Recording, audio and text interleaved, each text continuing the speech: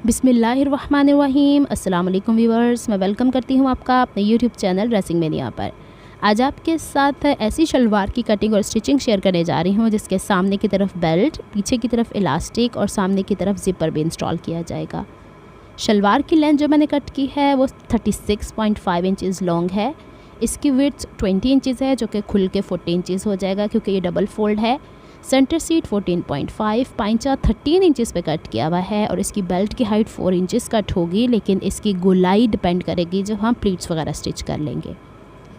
ये देखिए, इसको मैंने 2 पीसेस में कट करके रखा हुआ है। इसकी इस तरह से लुक है और इसके फ्रंट और बैक को आपने यूँ सेंटर करके एक कट लगा लेना है ताकि अंदाज़ा रहे। अब हमने अपनी कमर का चौथाई हिस्सा देखना है। तो अब ये देखिए कि अगर हम इस शलवार को 4 हिस्सों में भी डिवाइड करें जो हमने कट किया है तो 20 इंच एक तरफ का आता है। इस 20 इंच में सिलाई का मार्जिन भी है, इसमें हमारी कमर की गोलाई का चौथा हिस्सा भी है, इसमें प्लीट्स एडजस्टमेंट्स भी हैं। फ्रंट की तरफ हमने प्लीट्स देनी है, बैक की तरफ हमने सारा इलास्टिक में कवर करना है। तो सबसे पहले आसन जब हम फ्रंट और दोनों पीसेस को स्टिच करते हैं तो 1/2 इंच का मार्जिन जाता है। इसके बाद हमारी कमर का चौथाई हिस्सा जो मेरे केस में 8 इंच है, 32 का चौथा हिस्सा 8 इंच आता है। उसके बाद हमें देखना है कि मेरे पास कितना एक्स्ट्रा मार्जिन आया है। तो यहाँ पे गौर करने वाली बात जो मैंने एक दफ़ा आपको शलवार के अंदर भी प्लीट्स स्टिच करते हुए बताई थी, जो हिस्सा आप लोगों ने प्लीट्स इंस्टॉल करनी है, अगर आपने 3 प्लीट्स इंस्टॉल करनी है तो आपने उस हिस्से को जो कि आपकी शलवार में आपकी कमर का चौथाई हिस्सा है उसको आपने 4 हिस्सों में डिवाइड करना है। उसका क्या फ़ायदा होता है? उसका फ़ायदा ये है कि सेंटर सीट के पास और बिल्कुल साइड के ऊपर एक एग्जैक्ट प्लीट नहीं आती और दिखने में बदनुमा नहीं लगता। सिर्फ यही चीज़ मैंने आपको तब भी सिखाई थी। सेम प्रोसेस फॉलो करेंगे। दोबारा से देख लीजिएगा। पहले 1/2 इंच का मार्जिन हमने आसन की सिलाई के लिए छोड़ा, फिर इसके बाद हम लोगों ने 8 इंच का मार्जिन अपनी कमर का चौथाई हिस्सा उसको छोड़ा। अब इसको मैं 4 हिस्सों में डिवाइड कर रही हूँ और जो प्लीट्स हम लोगों ने इंस्टॉल करनी है, मेरे केस में 11.5 इंचज़ आ रहा है। इसको या तो आप यूँ डिवाइड कर लीजिए, 3 पोर्शंस में थोड़ा दिक्कत वाला काम है, तो कैलकुलेटर पे लिख के आप लोगों ने जो भी आपका मार्जिन आता है, जैसे मेरे पास आया है 11.5, उसको मैं जब 3 से डिवाइड करती हूँ तो मेरे पास देखिए 3 इंचज़, उसके बाद 3.25, 3.5, पौने 4 के बाद भी एक पॉइंट आ रहा है। तो ये जब आप कैलकुलेट करेंगे कैलकुलेटर से तो मेरे ख्याल में ज़्यादा आसान हो जाता है। या फिर आप यूँ कहिए 4 इंचज़ में 2 पॉइंट्स कम के करीब मेरे पास मार्जिन आ रहा था। पहले आपने सिलाई का मार्जिन छोड़ा, फिर आपने वो वाला हिस्सा जो आपकी कमर की गोलाई का 2 इंच डिवाइड किया था, हमने वो हिस्सा छोड़ा, फिर आपने पहली प्लीट का निशान लगाया 4 इंचज़ में 2 पॉइंट कम। देख रहे हैं आप लोग, यही चीज़ मैंने आपको तब शलवार की स्टिचिंग बताई थी खुले पाइंचों वाली, तब मैंने सेम यही आपसे कहा था। फिर आप लोगों ने दोबारा से अपनी कमर की गोलाई का दूसरा हिस्सा, अब 4 इंच यहाँ पे कवर हो गए। अब हमारे यहाँ पे सेकंड प्लीट कवर हो गई, जो भी आपको मेजरमेंट्स आपके हिसाब से है। इसके बाद जो 2 इंच का मार्क किया वो आपकी कमर के 6 इंच यहाँ पे कंप्लीट हुए। इसके बाद आपकी थर्ड प्लीट का मार्जिन यहाँ पे कंप्लीट हुआ और आखिर में जब आप देख रहे हैं जो हिस्सा बचा है सेंटर तक जाते हुए 2 इंच का, वो आप लोगों की कमर की गोलाई का बाकी के 2 इंच यानी टोटल 8 इंच कवर हो गए। बस इतना सा काम था। अच्छा, पेंसिल से निशानात मैंने दूसरी तरफ इसलिए लगाया, जो चौक से लगा के कहीं ना कहीं थोड़ा गहरा निशान हो गया है, तो हल्की सी भी इसमें इधर उधर हो जाए ना तो फिर पूरे 8 इंच नहीं आ रहे थे, तो इस वजह से मैंने पेंसिल से निशानात लगा दिए। दोबारा से देख लीजिएगा कि पहला निशान हमने आसन की सिलाई का छोड़ा, फिर 2 इंच का मार्क किया, फिर पहली प्लीट, फिर 2 इंच का मार्क किया, फिर दूसरी प्लीट, फिर 2 इंच का मार्क किया, फिर तीसरी प्लीट और चौथा हिस्सा आपके पास आ गया है। बस इसी वजह से मैंने आपसे कहा था, वरना तो आप अपनी मर्ज़ी से भी प्लीट्स एडजस्टमेंट्स कर सकती हैं, लेकिन इस तरह अच्छा लगता है कि आपकी शलवार का फॉल जब पाइंचे की तरफ जाता है तो एग्जैक्ट एक जैसा फॉल गिरता है। अच्छा, अब जो प्लीट्स की डायरेक्शन मैंने ली हुई है वो सेंटर सीट से या आसन से दूरी पे ली हुई है। बाज़ लोग इससे इनसाइड भी सिलाई कर लेते हैं, तो इसका कोई इतना मेरे हिसाब में हार्ड एंड फास्ट रूल नहीं है। जिसको जैसा बेहतर लगता है वो उस हिसाब से कर ले। तो अब यहाँ पे मुझे ये बेहतर लगा है। और इसके अलावा मैंने अपने व्लॉग के चैनल के ऊपर पैंट्स को जब शेयर किया है उसके अंदर भी प्लीट्स की डायरेक्शन मैंने अगर इनसाइड या आउटसाइड भी रखी हैं तो आप अपने हिसाब से इसे कर सकते हैं, it's not a big deal. बस मैं ये ख्याल रखती हूँ कि आसन के पास और साइड वाले हिस्से के पास प्लीट्स ना आए, क्योंकि जब मैं उसके ऊपर इलास्टिक स्टिच करूँगी तो वहाँ से वो कपड़ा इकट्ठा हो जाएगा, मोटा हो जाएगा, बदनुमा लगेगा।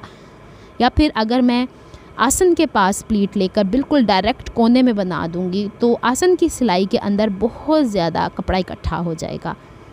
चलें जी, 3 प्लीट्स हम लोगों ने स्टिच कर ली हैं। इसी तरीके से आप लोगों ने दूसरी तरफ की प्लीट्स को भी स्टिच कर लेना है। बस मैंने डायरेक्शन इनकी बाहर की तरफ रखी है। ज़्यादा डिटेल्स बताने का मकसद ये है कि बाज़ चीज़ें ज़बानी बताने से समझ में आ जाती हैं, बाज़ चीज़ें दिखाने से समझ में आ जाती हैं। तो यहाँ पे मैंने इसको स्टिच कर दिया। अच्छा जनाब, इसके बाद हम लोगों ने ये 2 पीसेस तो तैयार कर लिए। अभी तक हम लोगों ने इसकी आसन को आपस में ना फ्रंट से स्टिच किया है ना बैक से। फ्रंट में हम लोगों ने ज़िप इंस्टॉल करनी है। अब यहाँ पे मैंने ये देखा कि ये 8 इंच बराबर आया है। प्लीट्स को मैं यहाँ पे इधर ही मैं इसको इस्त्री कर लिया करती हूँ। उससे ये फ़ायदा हो जाता है कि इसकी क्रीज़ यहीं के यहीं बैठ जाती है।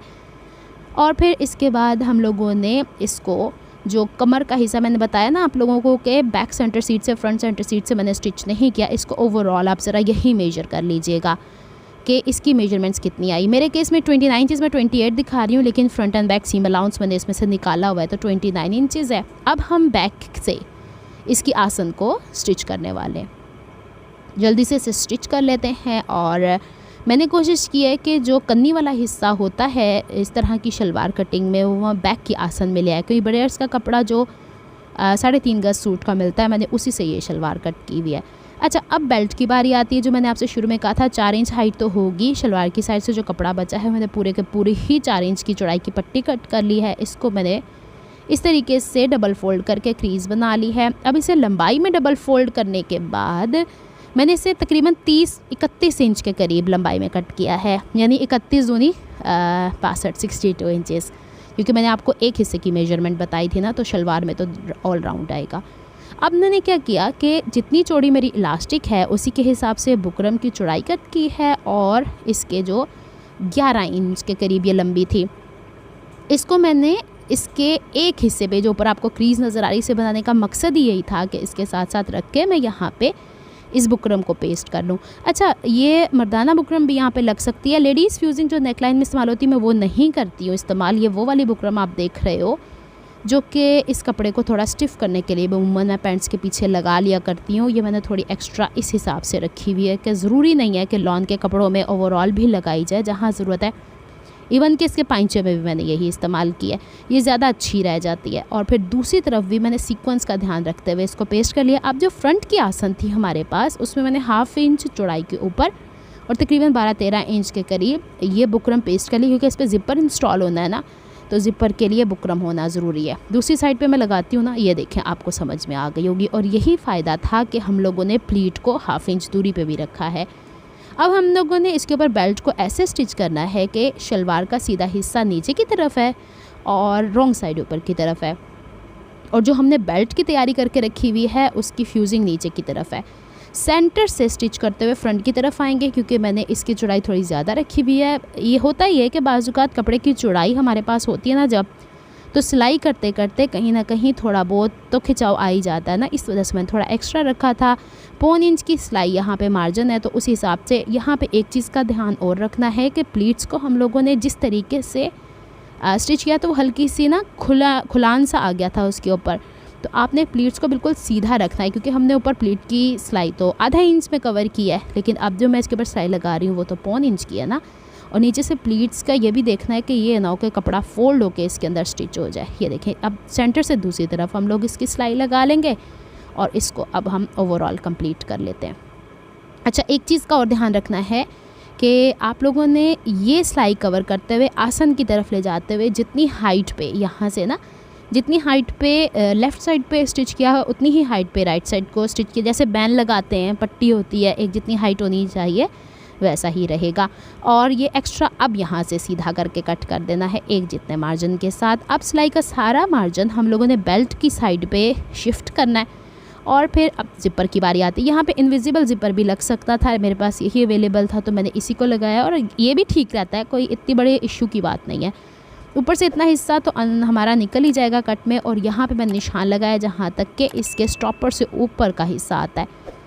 अच्छा, अब मैं इसकी हाइट भी मेजर करके बता देती हूँ। 6.5 इंच के करीब है। इस तरह की शलवार पे मैंने क्यों इंस्टॉल की है ये ज़िपर, पहले मैं भाई आपको बता दूँ कि 6.5 इंच के नीचे जितने भी आसन का हिस्सा है उसको पहले आप स्टिच कर लें और सिलाई का मार्जिन थोड़ा सा बेहतर रखिएगा।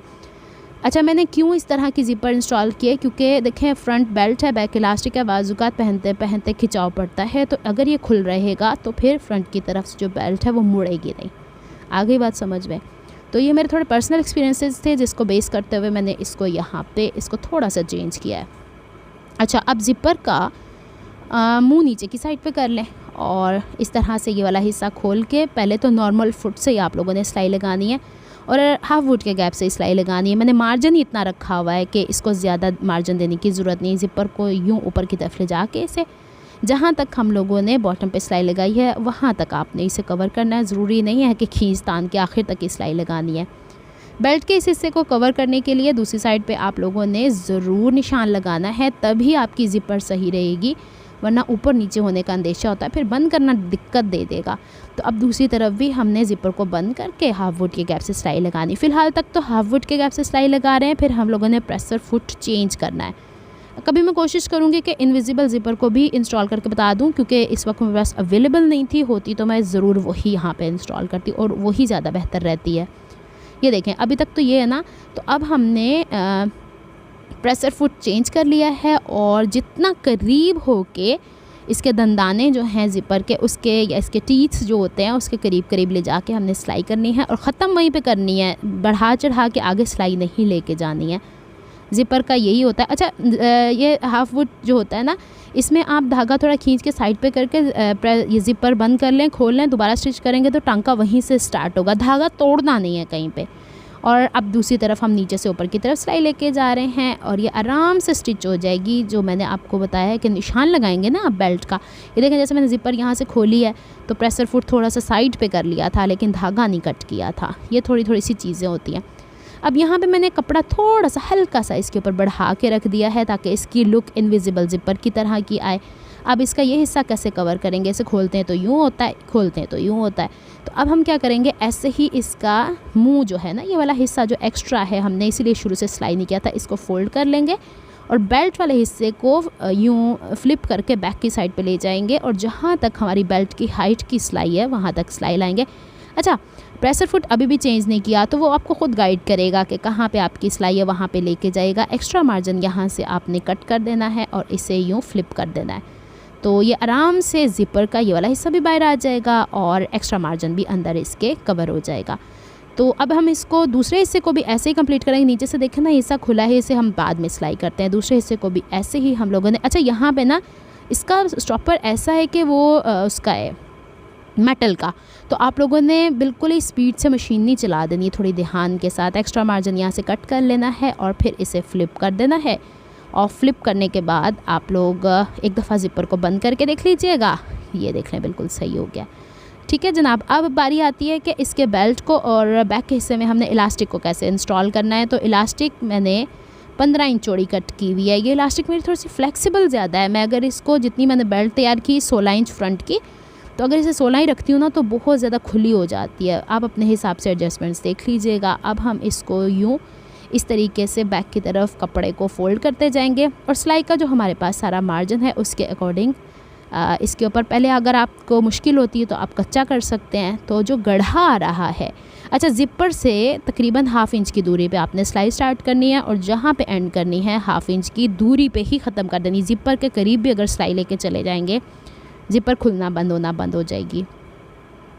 अब इसको जल्दी से मैं सिलाई कंप्लीट कर लेती हूँ। इलास्टिक को तो मैंने पहले भी आपको बहुत दफ़ा इंस्टॉल करना बताया हुआ है, सेम वही मेथड है, बस ये कि अब ये सिलाई ऊपर से आती है। इस तरह गले में सिलाई लगाने का फ़ायदा ये हो जाता है कि नज़र नहीं आती, वरना अगर हम ऊपर से सिलाई लगाते हैं ना तो वो बहुत ज़्यादा विजिबल हो रही होती है। तो इसी तरीके से इसे कंप्लीट कर लेते हैं और कोशिश ये करनी है जहाँ प्लीट्स है वहाँ पे भी चुनटे ना पड़े, जहाँ पे मतलब हर एक चीज़ की नफासत का आप लोग ख्याल रखें। इलास्टिक भी 1-2 दफ़ा सिल गई थी मुझसे बीच में, उसको मैंने प्रॉपरली बैलेंस किया और फिर इसको यहाँ पे हम लोग अब वाइंड अप करते हैं। यहाँ तक तो उम्मीद करती हूँ कि ये वाला हिस्सा आपको समझ में आ गया होगा। अच्छा, अब फिर मैंने बड़ा बखिया करके इलास्टिक को स्ट्रेच करके जो सेंटर की सिलाई लगाते हैं वो लगा दी थी। यहाँ तक तो हो गया था हमारा ट्राउज़र कंप्लीट। ये इसके फ्रंट के प्लीट्स हैं। पाइंचा इसका मैंने 4 इंच की हाइट की बुकरम डायरेक्ट ट्राउज़र या शलवार के ऊपर ही पेस्ट की थी और 2 सिलाइयाँ लगाई हैं। मैं आपको इससे अलट पलट के भी दिखा देती हूँ कि ये देख लें इस तरीके से। अच्छा, इसके ऊपर कोई हुक लगाने की भी ज़रूरत नहीं है। इस ज़िपर को खोलने बंद करने का भी सिस्टम होता है।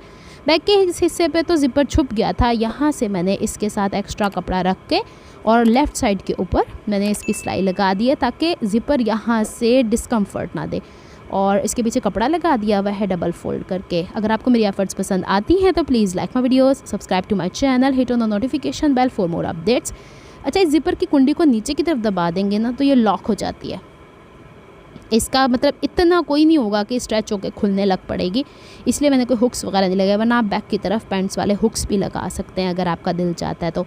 12 इंच चौड़ा इसका पांचा है और ये है जनाब इसकी लुक। उम्मीद करती हूँ सारी डिटेल्स आपको समझ में आई होंगी। मिलती हूँ नेक्स्ट वीडियो में। अपना बहुत ख्याल रखिएगा, मुझे दुआओं में याद रखिएगा। बैक का हिस्सा कुछ यूँ है। अल्लाह हाफिज़।